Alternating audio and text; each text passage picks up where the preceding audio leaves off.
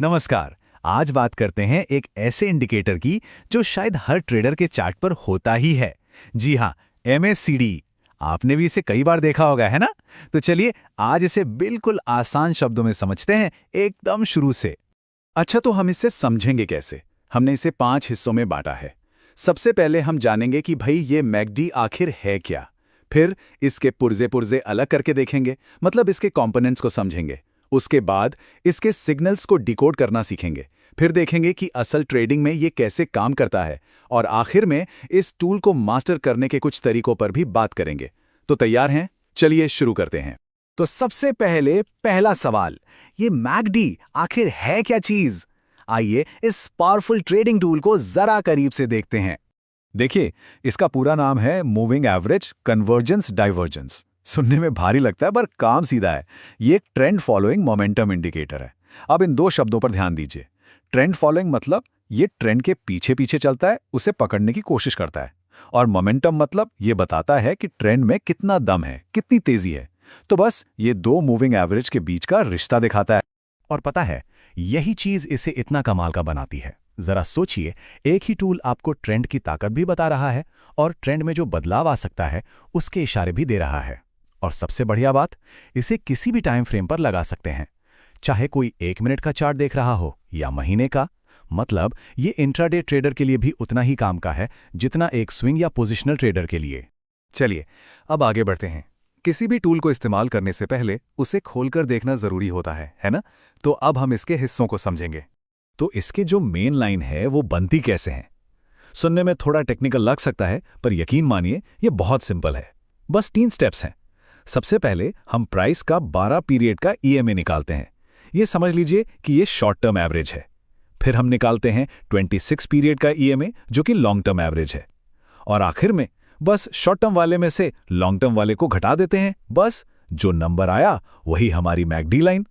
ज्यादातर चार्ट्स पर आपको यही डिफॉल्ट सेटिंग मिलेगी। अच्छा, तो इस इंडिकेटर में 2 मुख्य लाइनें होती हैं।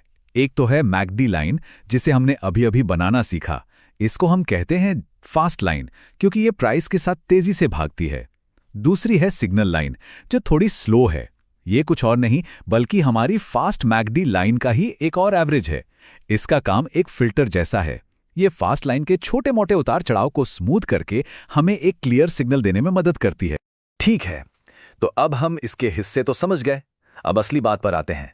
ये दोनों लाइनें मिलकर ट्रेडिंग सिग्नल देती कैसे हैं?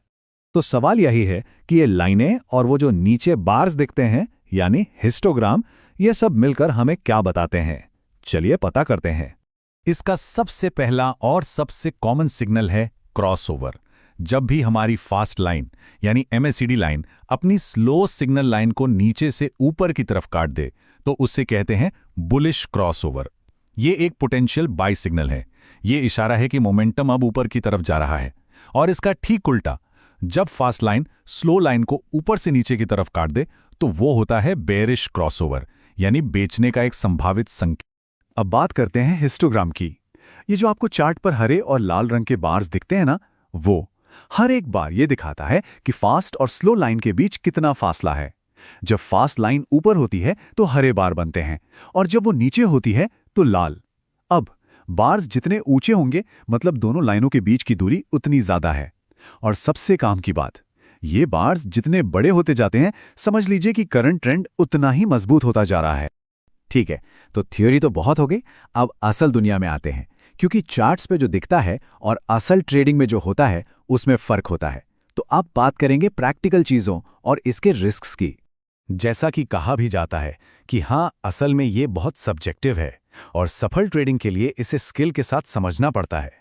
इसका मतलब बिल्कुल साफ है, MACD कोई जादू की छड़ी नहीं है कि घुमाएं और पैसे बन गए। नहीं, इसे समझना और सही से इस्तेमाल करना अपने आप में एक कला है। एक बात गांठ बांध लेनी चाहिए, MACD सबसे अच्छा काम करता है ट्रेंडिंग मार्केट्स में, मतलब जब बाजार एक दिशा में चल रहा हो, ऊपर या नीचे। लेकिन जब मार्केट चॉपी होता है ना, मतलब एक रेंज में फंसा हुआ ऊपर नीचे, तब ये बहुत झूठे सिग्नल देता है। इसी को कहते हैं विपसॉ।